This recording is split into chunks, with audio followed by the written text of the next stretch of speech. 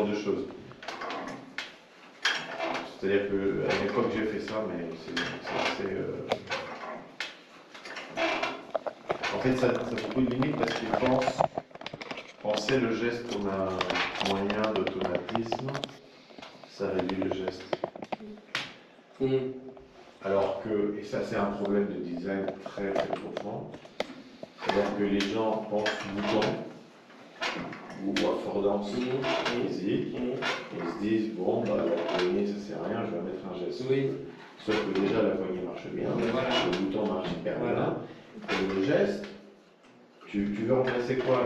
Une fonction binaire qui est le bouton avec un truc chaotique. C'est ça. Et du coup, et ça me demande il se casse. Ben oui, puis c'est beaucoup plus.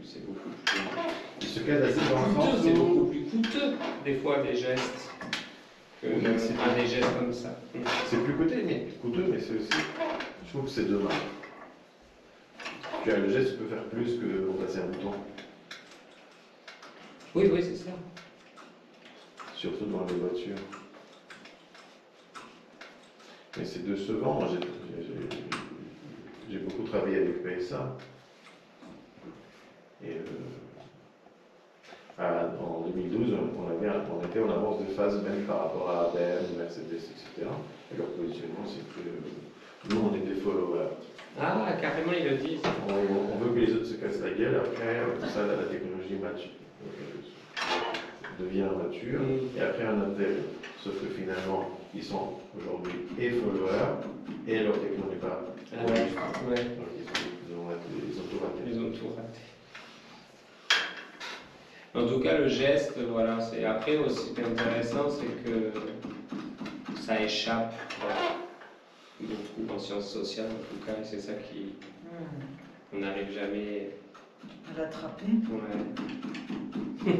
Mais il y a aussi une autre question, pourquoi l'attraper? Ouais. Parce en fait, c'est pas parce qu'on le capte qu'on veut l'attraper, si tu veux.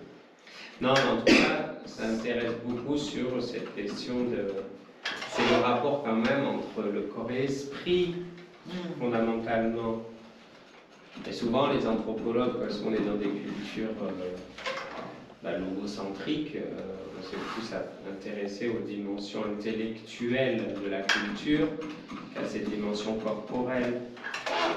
En tout cas, il y a même des extensions écologiques. Parce que pour moi, le geste, c'est une façon de connaître le monde. Ah ben bien sûr, le premier texte d'André Leroi-Gourhan, qui est le grand penseur du geste, qui a lancé toute une école, c'était sur l'homme et la nature, la première fois qu'il a conceptualisé l'idée de l'action sur la matière, comme processus justement de connaissance. Mais il y a eu un problème, il y a eu une rupture, à mon avis, à partir de Descartes. Oui, voilà. Il a considéré l'homme le maître du monde. Et là, on a tout cassé. Ah ben ça, c'est l'emmènement. Après, eh ben, l'anthropologie de la nature de Descola et de Latour, elle parle de cette critique-là. Et les premiers travaux ethnographiques de Descola, il s'est intéressé aux techniques horticoles. Il s'est intéressé à cette question-là. La gestion de la forêt amazonienne. Chez les Achuars du Pérou, et c'était de l'anthropologie des gestes horticoles. Et la dimension poétique, les praxis et poétiques chez les Achuars. Cette dimension-là, elle est aussi, bien sûr. Mais t'as lu Descartes a fait. T'as lu Au-delà de nature et culture Non, chez les Descola. Tu lis ça, Toi, t'as lu, Aurélie? Non.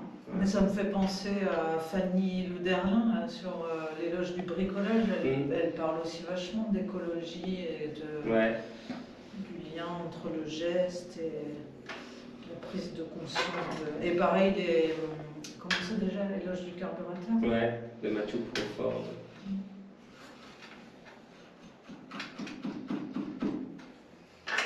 Déjà, le fait qu'on est à Aubusson et non pas, je sais pas où, en Bretagne, il y a une dimension écologique, au sens... Oui, au sens du fond profond d'écologie, tu parles du milieu. Ouais. Ben oui.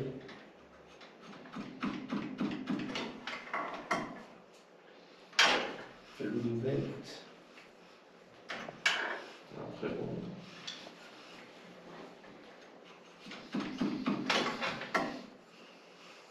Même regarde chez William Morris. Il y a cette dimension-là aussi.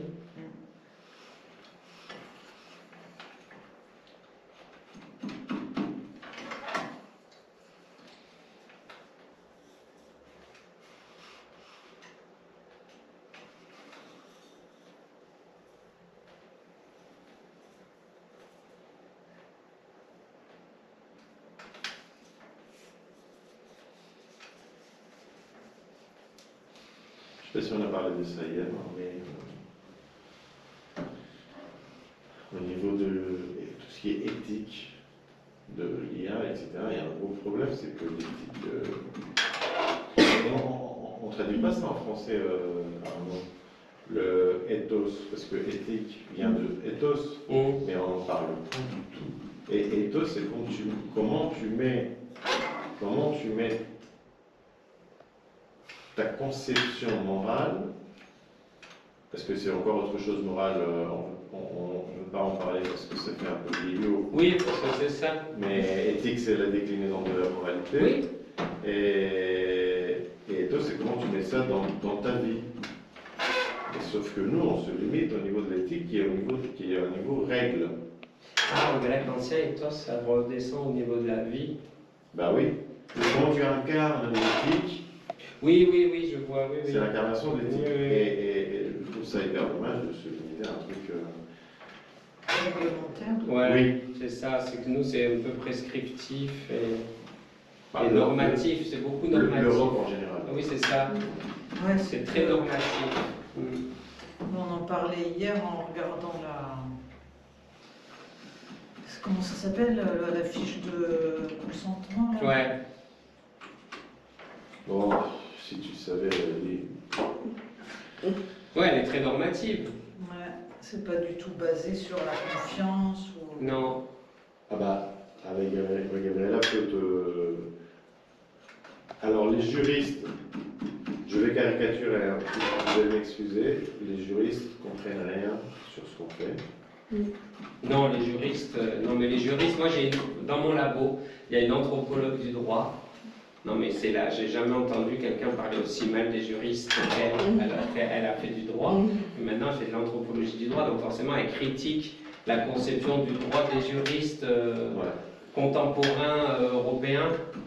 Mais nous on a trouvé quelqu'un avec qui on travaille, et c'est avec qui on va faire un contrat sur ressources, parce qu'on travaille notamment là-dessus. Parce que en fait, il y a un grand débat, on peut en parler devant Aurélie, c'est pas du tabou, c'est qu'avec les maisons qu'on travaille, c'est à qui appartiennent les données? À la maison ou aux gens? Non, ça c'est déjà résolu. C'est la maison. C'est à la maison. Ah, voilà. Ça c'est le. C'est pas le projet. Comment? Ce ne sont pas les partenaires de ce projet qui. Quand une maison. Je sais pas. Non, c'est des maisons. Maintenant, il dit et les maisons de luxe et toute entité industrielle, à partir du moment où on recrute des opérateurs, le savoir-faire appartient à la maison. Donc, c'est juste pour te montrer qu'il y a beaucoup de recherches sur ce point-là, et j'aimerais me lancer dedans, c'est que, bien que c'est pas mon domaine, et c'est que, en fait, les données, ils confondent le fait donc de capter le geste par des moyens comme ça, avec le fait de capter le savoir-faire. Et ils se disent le savoir-faire, ça nous appartient. Or, on ne capte pas le savoir-faire. On capte quelques éléments cinématiques visuels qui ne constituent que le 2%, 1%, 0,5% si vous voulez, mais pas plus. Et à partir de là, et encore, la question qui se pose, c'est très bien, parce qu'il y a un nombre bras de fer entre nous et eux. Ok, si on n'était pas là, déjà c'est un projet public, vous n'avez rien partagé, pourquoi vous êtes dans le projet? Voilà. Donc on va commencer par ça. Si vous n'aviez pas, s'il n'y avait pas notre savoir-faire à nous, côté ingénierie, et les capteurs, est-ce que vous auriez des données? La réponse est non. Bon, est-ce qu'on n'a pas alors intérêt à se retrouver un terrain d'entente? Parce que finalement, personne va comment dire, et comme ça, ce sera bénéfique pour tout le monde. Oui, oui. Parce que ce sera de la nouvelle connaissance. Après, tu as raison, il y a aussi un vrai problème de. Le savoir-faire, c'est plus qu'un geste technique. Tu vois. Tu dis ça en quel sens? Je t'ai pas capté. Bah, le geste technique, c'est pas équivalent, savoir-faire les gestes techniques. Ah oui, on va expliquer expliquer ça. ça. Oui, on va expliquer ça aux juristes du vote. Ah bah ça. Faut que tu leur mettes, mais faut que tu leur donnes le numéro d'ethnologie française que j'ai coordonné, gestes et savoir-faire dépossédés. Et il y a un très bel article sur Donne-moi de la vidéo. Ouais. Et on a un article d'un juriste qui parle justement de l'impensé des savoir-faire dans le droit et comment en fait les seules façons de concevoir la protection du savoir-faire, c'est de le mettre sur la protection du droit d'auteur. Mais ça marche pas. Ça marche pas. C'est ce qu'il dit, c'est ce On qu'il montre. a beaucoup réfléchi à ça. Ça marche pas. Non. Et il y a un impensé, il y a un vide juridique. Il y a un vide juridique, en plus il y a un paradoxe. Je te prends l'exemple on en a parlé, des violences Stradivarius. Ah oui, on en a déjà parlé. Alors eux, ils ont vachement codifié leur travail. Et il y a un seuil à partir duquel, si tu codifies trop, cette codification ne te protège plus, voilà. Parce que tu auras tout quand même codifié, et il suffit que quelqu'un malveillant te le pique et le reproduise. Et en plus, le problème avec la violence Stradivarius, c'est que les Italiens le disent aussi, c'est que les copies chinoises sont parfois meilleures. Ah bah oui.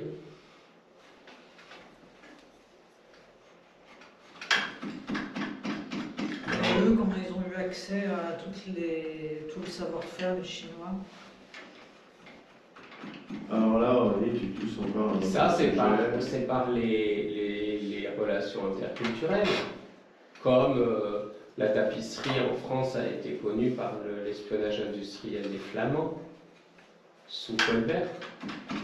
Et il a fait venir des lycées flamands à Paris. Ah, c'est dans ce sens-là? Ouais. Moi, je croyais que c'était les Français plutôt qui étaient allés... Apprendre aux Flamands? Ouais. Non. Non, qui étaient allés apprendre des Flamands. Oui, mais apprendre, du coup, c'est voler. Parce que, vu que le colbertisme, c'est un impérialisme industriel, c'était pour les dépasser, pour conquérir des nouveaux marchés, pour faire mieux qu'eux. Donc on dit apprendre parce que c'est plus valorisant. Aujourd'hui, on dirait que c'est les Chinois qui viennent nous voler, mais voilà. Pour les Flamands, de leur point de vue, c'est les Français qui sont venus leur voler. Ouais. Tu vois? Oui, c'est aussi une question de point de vue. Voilà. Mais en tout cas, ça c'est un vrai questionnement en histoire des techniques. C'est le développement des techniques. Alors, c'est comme en art, il y a eu un modèle évolutionniste, après on a eu un modèle diffusionniste, maintenant on a un modèle plutôt polycentrique où on pense que justement, l'humain en tant qu'espèce, il avait en lui des capacités d'action technique et que ça a émergé sans contact, mais qu'ensuite il y a eu des choix culturels qui ont fait que des cultures ont privilégié tel et tel aspect d'une technique. Et puis après, ils se sont quand même croisés. Et tout ça, quel est le problème avec ça? Enfin, il n'y a pas de problème. Non, il n'y a pas de problème. C'est quand, par contre, quand on essaye après d'appliquer une norme, ou tu vois, d'essayer justement quand on passe dans des enjeux pas purement techniques, mais économiques, etc., ou juridiques. De propriété. Voilà. C'est là qu'on essaye ensuite de normaliser, de trouver un auteur, un propriétaire. Moi, je me pose la question parfois et si au Paléolithique, on avait été aussi à vouloir tout formaliser, est-ce qu'on en serait où? Est-ce que la roue, elle serait restée marque déposée, copyright, et puis... C'est ça? Bah là, on était dans la nécessité de survie, plutôt que dans le... Oui, mais regarde, les enjeux de propriété intellectuelle. Ouais, mais il y avait quand même, c'était des enjeux de survie, certes, mais c'était aussi, quand tu regardes au Paléolithique supérieur, les grottes ornées, et le début de la parure, et les rites funéraires, on était déjà beaucoup dans des pratiques ostentatoires, hautement symboliques, qui dépassaient la simple subsistance. Oui. Et on a toujours... non, mais pour ça, pour dire qu'on s'appuyait, par exemple, on sait aujourd'hui que le feu, donc ça a permis effectivement des développements de subsistance économique et technique, mais ça a permis aussi du coup le développement de la céramique, le développement aussi, on a mis des ocres au feu, ils se sont changés de couleur, donc les palettes se sont augmentées. Il y avait aussi du coup des développements esthétiques. Donc tu vois, c'est toujours, les deux sont souvent en combinaison. Et voilà. Il y a les questions aussi d'habitude. Et donc ça, c'est vrai que... Mais le copyright, c'est pas des enjeux de savoir-faire, justement, c'est des enjeux corporatifs. Copyright, je suis pas sûr de ce que je veux dire, mais j'ai l'impression que copyright et propriété intellectuelle, c'est pas pareil. Non. Ouais, c'était ce que tu étais en train de dire, Marion. Non, non, la propriété intellectuelle, c'est différent. C'est le statut d'auteur. Alors que le copyright, c'est une protection des entreprises. Oui, mais tu vas dans la musique, il n'y a pratiquement pas du vraiment nouveau. Ouais.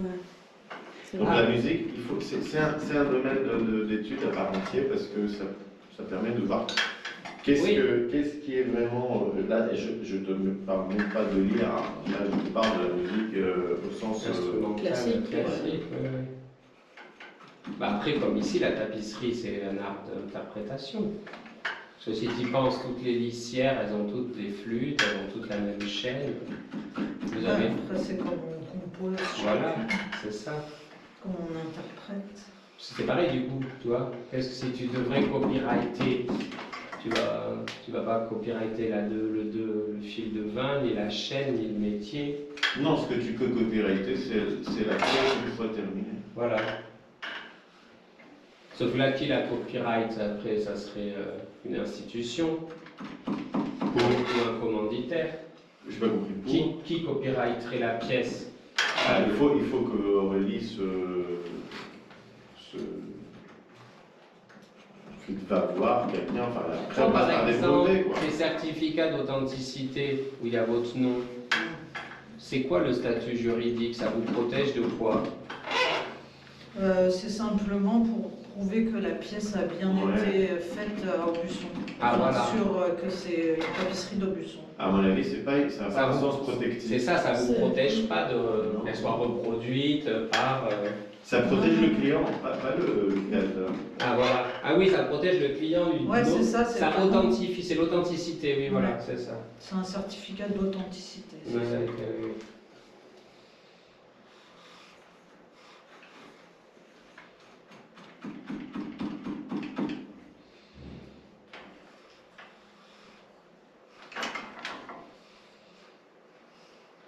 Qu'est-ce que j'ai fait? Autant de bavard entre deux doigts.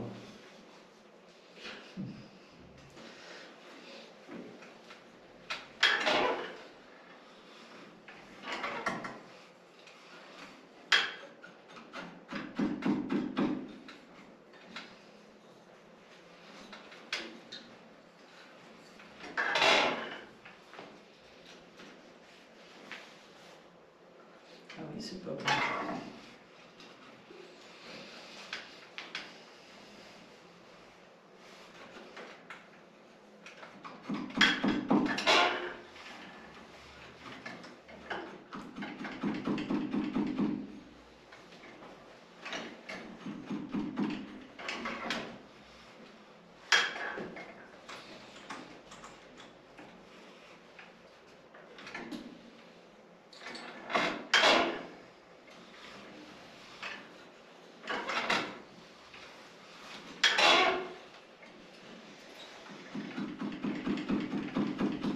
Et côté craft, c'est le dernier enregistrement. Ouais. On est au milieu du projet. Plus Non. avancé, hein, Plus, si ça se termine en mars 26. Il reste 1 an et 3 mois. Comment? 1 an et 3 mois. 1 an, moi je dirais qu'il reste sur le projet. Oui, c'est ça.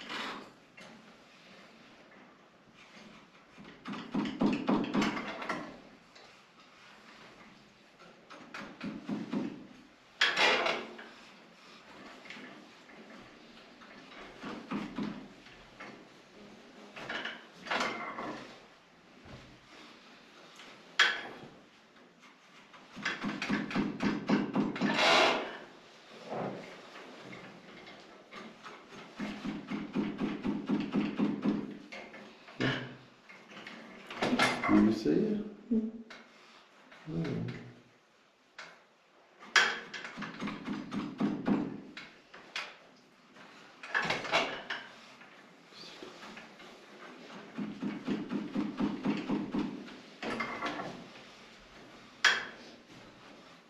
Alors Aurélie, on montre ton visage sur Internet?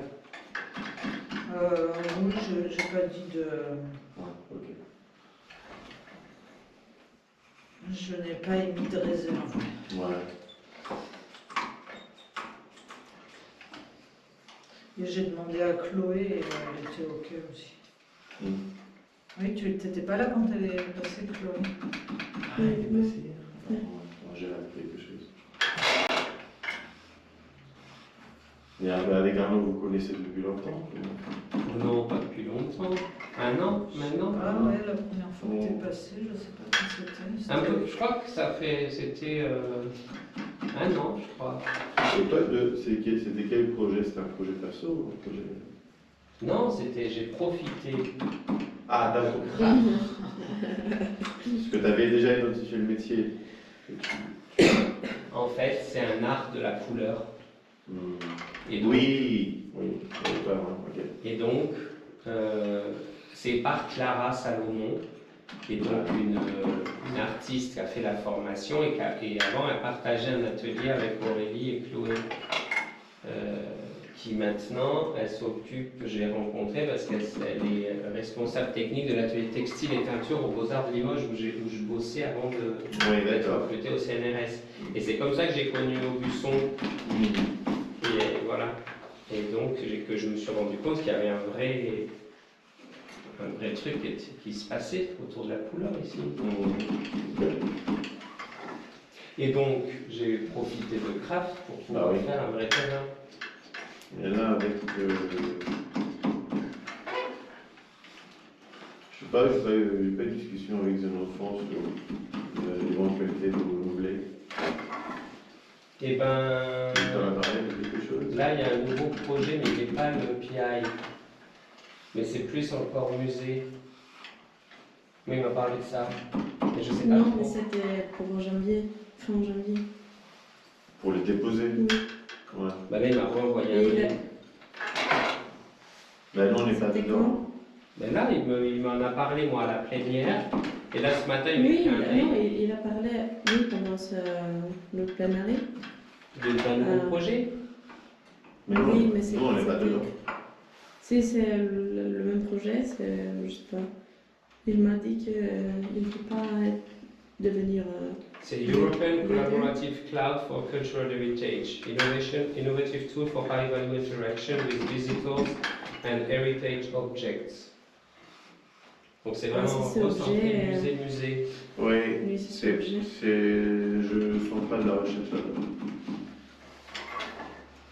C'est peut-être pas un projet Horizon, c'est un autre type, je pense.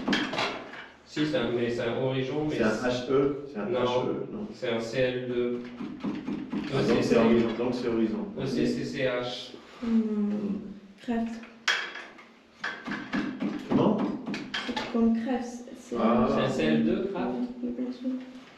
Je l'ai vu sur. Mais la souris, qu'est-ce qu'il vous en a parlé pour dire quoi? Et s'il veut que le CNAM, vu qu'on est un musée, qu'on soit partenaire, Ah, oui. c'est pour ça.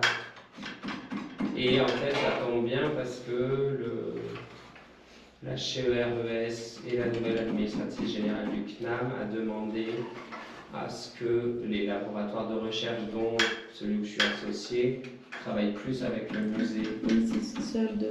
Aussi. Nous, ah oui, voilà. Et donc, Ouais, essaye quand même de clarifier ton histoire perso là-dedans. oui, mais c'est ça. Parce que deux projets cadeaux, après le troisième, c'est un peu. Non, mais sauf que moi, j'en profite. Parce que, par exemple, je récupère pour moi les ovaires. Pour mes projets. Oui, d'accord. Moi, j'en profite comme ça. Là, je fais du terrain. Non, mais je comprends. Tu vois ce que je veux dire? Tu as une stratégie. Je C'est pas... trouve, oui. Et Yves, il va comment? Il va bien. On a fait un colloque à Liège, à l'Université de Liège, il y a un mois, sur gestes et musées. Il va bien. Il Profite de ça. il profite de sa retraite. Il était à New York, il est content, il était à New York là pour aller rencontrer l'un des pères fondateurs des Performance Studies, et Charles Schechner, donc il était content. Et puis... Et Catherine? Catherine, elle est à la retraite. Aussi. Ouais. Et voilà. Elle, j'ai eu des nouvelles. Elle enseignait un peu. Elle n'était pas de Paris, Catherine? Non, de Nantes. De Nantes.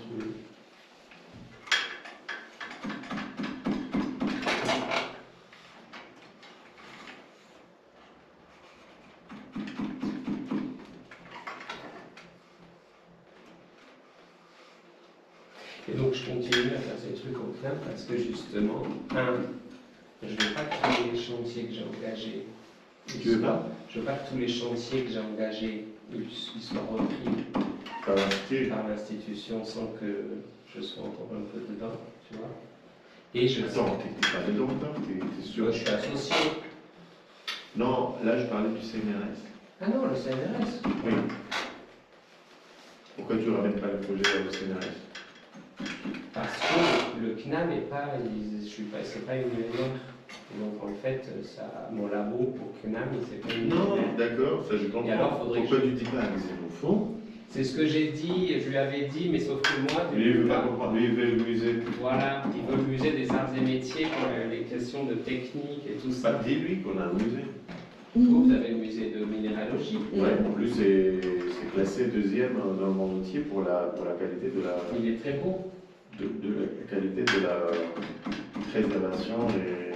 C'est l'une des plus grosses collections de minéralogie au monde. Tu as déjà vu, Aurélie, ce musée? Non, c'est lequel? T'aimes les cailloux? Eh ben, c'est le musée de minéralogie de l'école des mines qui est au Luxembourg. D'accord. C'est très très beau. On a des idiots qui pensent que pour gagner de l'espace, il faudrait virer le musée. C'est vrai? Oh ben, c'est des idiots. Il est magnifique ce musée.